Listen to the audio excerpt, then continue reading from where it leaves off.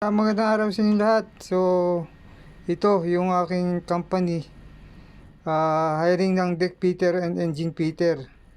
So, visit kayo sa page nila dito sa INC Navigation Company Philippines. Dito yung agency ko. So, ito yung hiring nila. We hiring deck and engine fitters. Excuse.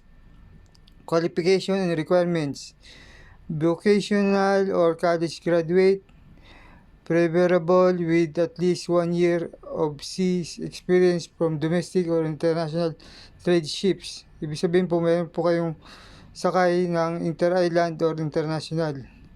So, kailangan may sea service kayo dyan.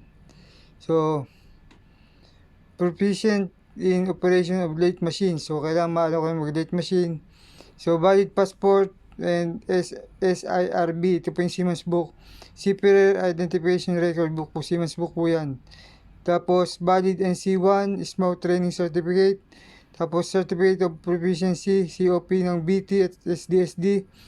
Experience from land-based or welders or fitters is an advantage po. So, kung kayo fitter na sa land-based, posible kayong pwede kayo dito. Offshore industry experience are welcome to apply. Interested applicants may send their CV or resume at INC recruitment at interorient.com. Only complete applications and shortlisted candidate will be contacted. So, yan po ang visit kayo sa INC Navigation Company Philippines sa page po, andyan. Hiring sila ngayon. Kailan to? Date po ito October 3, 2022. 3 hours ago lang. So, yan, hiring sila ngayon. So, mga kabakal, sa mga gusto magbarko, yan, hiring silang deck and engine fitter.